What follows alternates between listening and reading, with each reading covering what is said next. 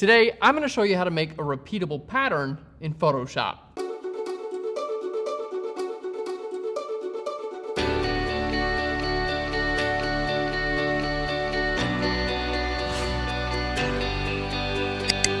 Hey guys, and welcome to Phlearn. My name is Aaron Nace. You can find me on Phlearn.com, where we make learning Photoshop and photography fun. And today's episode, it's gonna be so much fun. We're gonna show you how to make a repeatable pattern, which has a ton of applications. These can be used for things like backgrounds of web pages, adding texture to your images, or even adding texture to like little objects that you create in Photoshop. In this episode, we're gonna show you how to open a texture and then analyze it for the things it needs to create a repeatable pattern. We're gonna show you how to color correct and how to correct your lights and darks. Then from there, we're gonna show you how to blend the edges from one side to another. So when you create the pattern, it's gonna repeat perfectly. All right, cool. So we're ready to create our pattern. Let's jump into Photoshop. So this is our image we're gonna start off with today. Now, it's actually just a piece of paper that I took a picture of. You can see zooming in, we can see all these really nice little patterns here on this piece of paper. And I wanna figure out, how do I make this repeatable over and over again? So what we're gonna do is we're gonna create what I call a testing environment. And it's gonna basically give us a really good idea of what this is gonna look like as a pattern now, and it's gonna allow us to make changes to make it even better. Okay, so here's my pattern. Now I wanna take a look at the image size. So we're gonna go to image and then down here to image size. And we can see it's 1,000 by 1,000 pixels. So that's a pretty good size. I would recommend starting off with a square. It's the easiest way to make a pattern. So 1,000 by 1,000 pixels. Let's hit cancel.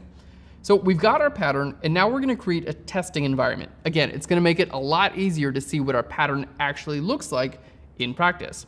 So let's go ahead and do that. I'm gonna hit Command N for a new document, and we're gonna make this document 5,000 by 5,000 pixels, because I wanna see what this one looks like when it's repeating over and over again. So I gotta make it bigger than the original. All right, so let's hit OK there. So we have this document, this is our testing environment, 5,000 by 5,000 pixels. All right, now what we're gonna do is we're gonna go ahead and define this pattern. You can see it says pattern1.tiff. We're gonna define this as a pattern, and I'm gonna fill our testing environment with the same pattern. Okay, so let's go to Edit, and then down to Define Pattern. Okay, here we go, pattern1.tiff, it's going to take the name, and we're gonna hit OK. So now this piece of paper is a pattern in Photoshop. And these are really cool because the patterns are actually stored in Photoshop, which means you can use them on any document. So we're on a new document here. Let's go ahead and go to our adjustment layers, and I'm gonna go right down to where it says pattern. There we go. And by default, it's going to fill with your most recent pattern, which in this case is pattern 1, the one we just made, and hit OK. Okay. Now you can probably see why it's important to have a testing environment, because this is what the pattern looks like when you just have one of them. Looks really good. But when you go try to repeat this over and over again, you can see it looks like a repeated pattern over and over again. It doesn't look seamless, and that's what we're going to show you guys how to fix in this episode. So in order to fix our original square pattern, we need to analyze our test environment and figure out what are the problem areas and what do I need to do to actually fix it. Well, let's go ahead and take a look at it. Now we can see that our pattern is dark on one side and light on another. So when it repeats, we see the dark to light. So that's one of the things that we really need to address on our main image here, the changes between dark and light. So we're gonna start off doing that. So now what we need to figure out is, how do we get a texture to look like it's the same light from one side to another one? I'm gonna show you how to do it. The first thing we're gonna do here is I'm gonna grab an adjustment layer, and we're gonna go all the way down to where you see threshold. Now, threshold we don't use very often. It's not something that you would actually use to make a photo better. It's more for analyzing an image. I'm gonna take my slider right here and drag this over to the right. And as I do, you're gonna see certain parts of my pattern are gonna become visible and certain are gonna become invisible. It's just a really easy way to see my light levels in an image. Okay. So if I bring it right over here, it's pretty easy to see that this area is darker than this area. That's what the threshold gives you. Now, it's not as obvious in this view, but that's why we're using the threshold. Now I need to know how to brighten up this area on the left to match what's going on the right. So to do that, we're gonna use a curves adjustment layer. So in between our layer 0, which is our pattern, and our threshold, okay, we're gonna grab an adjustment layer and go to curves. There we go. So our curves adjustment layer, we're just gonna make this a little bit brighter. There we go, looking good. And then on my layer mask, I'm gonna hit Command or Control I, which is gonna invert it, making it black, making it invisible. Okay, now I know this seems really complex, but basically what we're gonna do is we're gonna make the left side of this pattern a little bit lighter, and we're gonna make the right side a little bit darker, and that's going to help them even out really well. And we're using the threshold so we can see what we're doing quite a bit easier. Okay, so here this curves adjustment layer. I'm just gonna grab a big, soft, round brush here, and we're gonna paint with white on the left side of my image. Remember, a curves adjustment layer is going to affect the lights or the darks. In this case, we made it a little bit lighter, and I'm using a layer mask to tell this layer where it should be visible. I'm trying to brighten up the left side of the image a little bit. And now you can see it's starting to match the right side.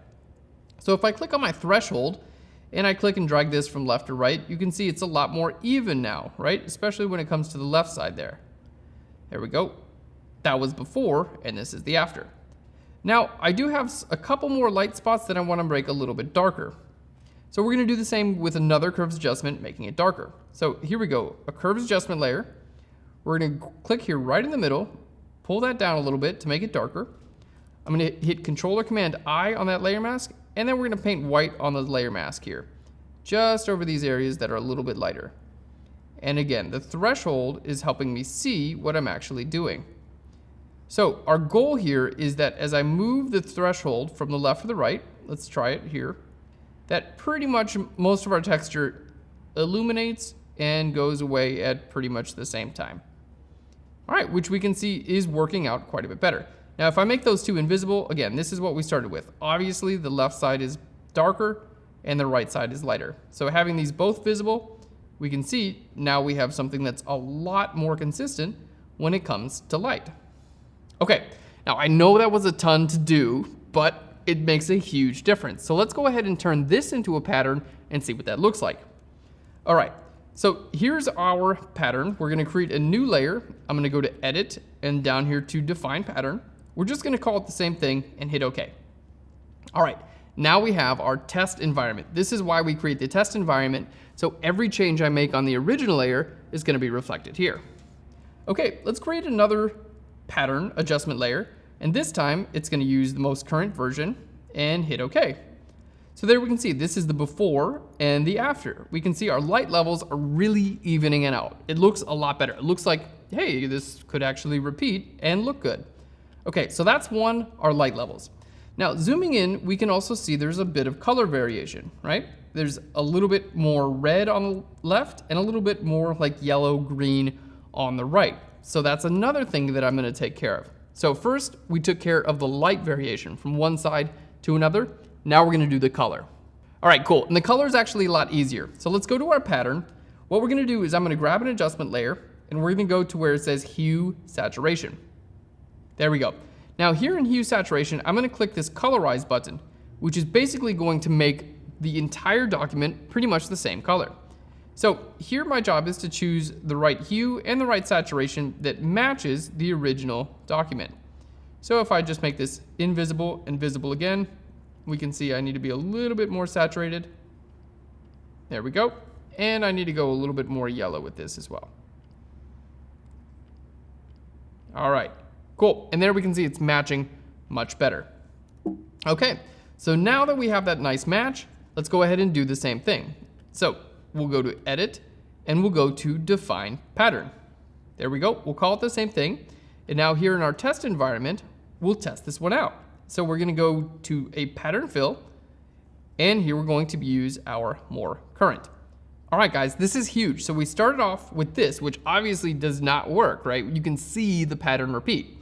Now we fixed our light with this layer, and we fixed our color with this layer, and it's looking really good. If I zoom into this, it's not really that obvious where one pattern starts and another ends. But we can tell the edges. You can see, for instance, here we can really easily see one edge right there. We can see there's another edge right there. And it doesn't, we can see right here, see that it's very obvious where each of these squares is. Now, less obvious than it was before. This is what we started with, but it's still a little bit obvious. All right. So now what our task is to blend the edges together. I want to figure out if we're stacking these right side by side, I need the right edge of my pattern basically to be the exact same as the left edge of my pattern. So when they repeat, they're completely seamless. And that's the last step to creating a repeating pattern. So now I want to blend those edges back together. So we're going to jump back to our original pattern. Let's go ahead and full screen that. And I need to see what these look like side by side. So what we're going to do is we're going to take these layers here that we've already affected our original layer with, and I'm just going to merge all those together. So we're going to shift click all those layers and hit Command E to merge them together. Okay, then we can delete our threshold layer and we can delete that layer as well. So we've got one block of our pattern. Now we're going to repeat this manually so we can make some changes.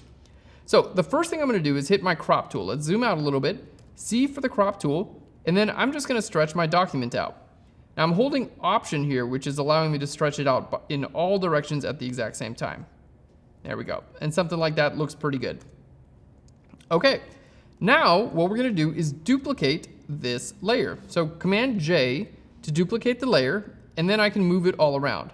Now I would recommend, I want to line it up from one to the other, right? It can be a little bit tough to do. So I would recommend going to View and then turning on Snap.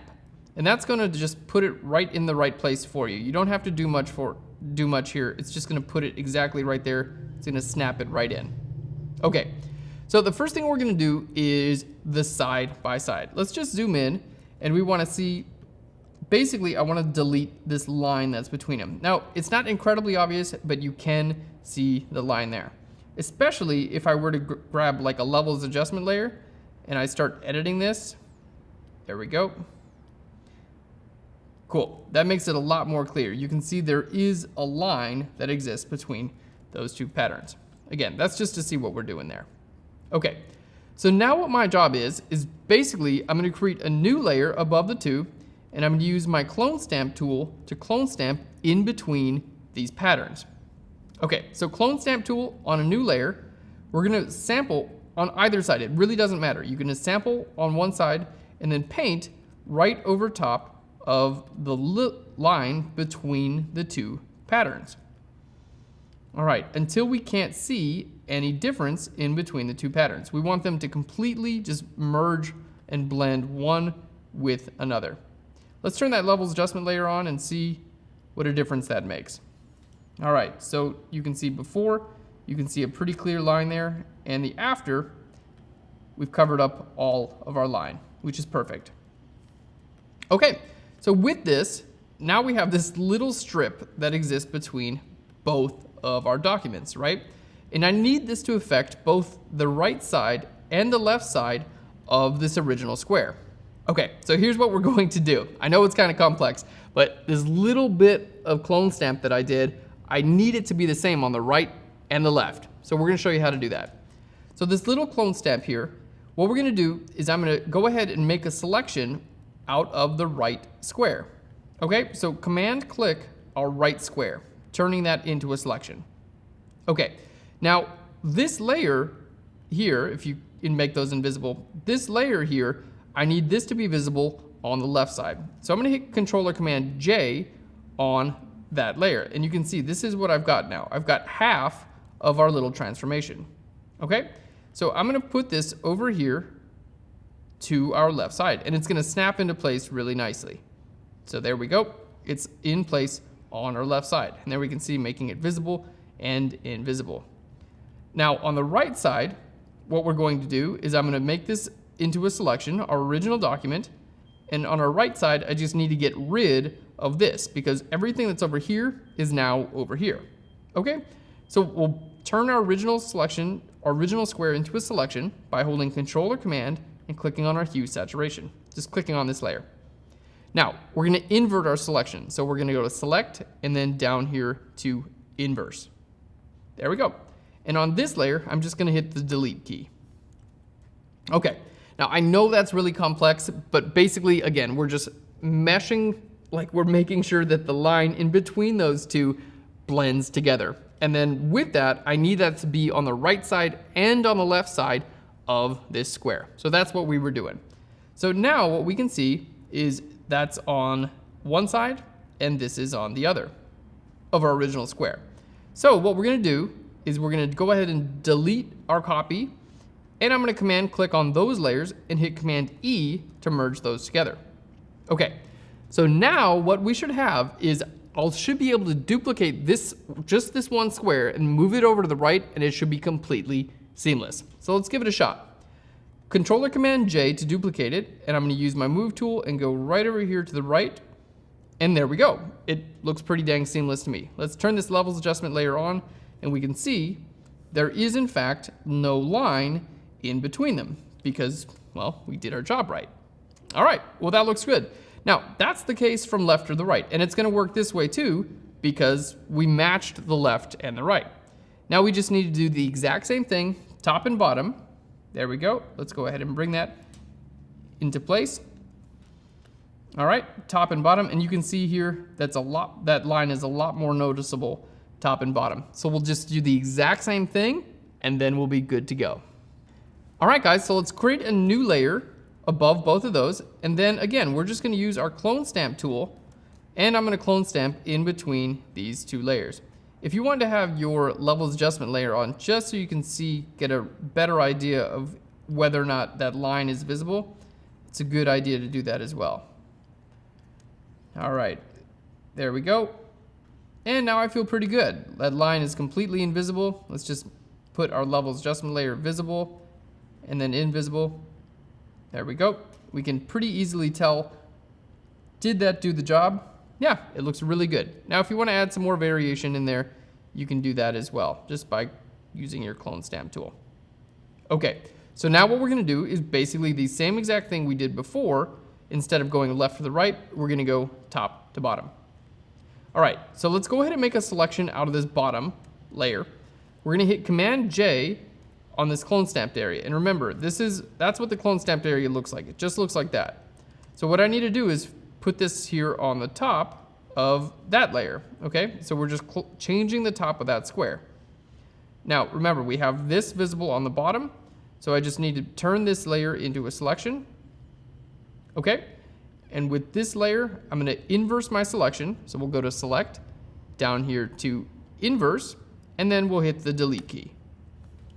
Okay, so what we had before, let's just make those two invisible. Just like we did for the left and the right, we have our new version of the top, which matches perfectly with this on the top of the square. So really, we just took the same thing and just duplicated it up to the top.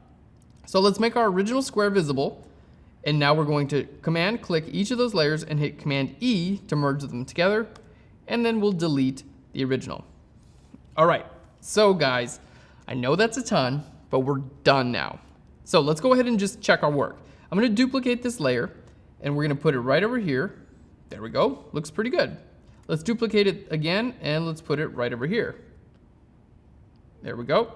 And again, it's completely seamless. So we have now a completely seamless texture. So if we wanna go ahead and test this in our test environment, what we're gonna do is just make that invisible. We'll Command click right here on our original square, go to Image, and then down to Crop. There we go, because we want it to be just that size, right? And now what we're gonna do is save this out as a pattern and then apply it over here and see how everything looks together. All right, so all we have to do is go to Edit, down here again to Define Pattern. We're just gonna call it the same thing, hit OK, and then here on our document, I'm gonna do this one more time. We're gonna go to Adjustment Layer, down to Pattern, and we're gonna hit OK with our most recent pattern. And there we have it, guys. Let's go ahead and hit full screen so we can zoom in. And now I can zoom in and we can see that no matter how many times this pattern repeats, it looks perfect over and over and over again. And remember, it's not any different than it was before. So here's where it started. Well, it's different, but you can see that is where the square boundary is on this one too, but you can't really see it. And it's because we took care of our light variation, we took care of our color variation, and we blended the edges together. And now you have a pattern that you can extend just, well, forever. So for instance, if I decide to make my document a little bit bigger, because I have a pattern fill layer here, I can make my document quite a bit bigger and hit enter, and it's gonna automatically fill my background in with that pattern for for basically forever. And if I want to bring in a couple other documents to create a graphic, I can do that as well. All right, guys, so now we have a pattern that we can extend into infinity, and it's going to be completely seamless. So let's go ahead and show you an example of why you would actually do this. So we've got our pattern here. Let's go ahead and open up a couple documents. We've got our pinup tutorial documents here. We've got our pinup image, and we've got our title. So we're going to stick these together. Now let's go ahead and use our move tool to put our pinup, there we go, our little logo with our pinup girl. Now let's say I want to make a vertical like poster. I want this pinup to be right up here. So we're going to make an adjustment layer. Again, we'll go to pattern, and now forever this pattern is stored inside of Photoshop. So we're going to go ahead and fill with this pattern. Let's put it underneath everything. So if I use my crop tool and I crop up, there we go. You can see my pattern is going to fill to infinity. So I can completely just change my composition at any point in time. I can give it something like that, and my background is going to fill in everything for me, making this image perfectly seamless. Now let's say I wanted to create something like a horizontal banner for a web page. Well, all I have to do is grab my crop tool, C for the crop tool. We're gonna bring that out horizontally. Let's go ahead and bring this in a little bit. There we go.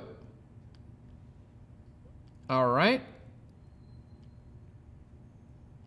And hit enter. Now our background is gonna fill for us completely, and I can go ahead and move my logos around. There we go, let's bring that up. And now we have a horizontal banner as well. If I wanna change my crop again, we can do this at any point in time. So with these images, this is a really great way to use a repeating pattern. Not only that, but once you have a repeating pattern, you can use it on web pages as well. So here's an example of the Phlearn homepage using this repeatable pattern as the background. It's gonna repeat into infinity, giving us a beautiful pattern texture on the background that we can load images on top of. There's so many great applications for patterns with both images and web pages. Whether you're doing a paper texture like we did here, or a wood grain, or a carbon fiber, or a cloth, they can all be done in this exact same way. Thanks guys for watching Phlearn. It's super cool you're hanging out with me. I'm just sitting in this room alone recording tutorials, so I'm glad to have some company, even if it is just online. If you like what we're doing here at Phlearn, please subscribe to our YouTube channel. It's simple, just click on your screen right now and we'll send you free Photoshop and photography tutorials every single week. Thanks so much guys, we'll Phlearn you later. Bye everyone. It's really cool, it's great. Tons of applications, whether it's a website or something you want to add texture to one of your photos. Okay, cool. So now we were gonna, I used the pattern background for our latest tutorial with, not our latest tutorial. Now, let's say I wanted to create like a horizontal banner. Can't talk. All right, so I've just went ahead and made a, let's switch this from inches to pixels. Switch me to pixels.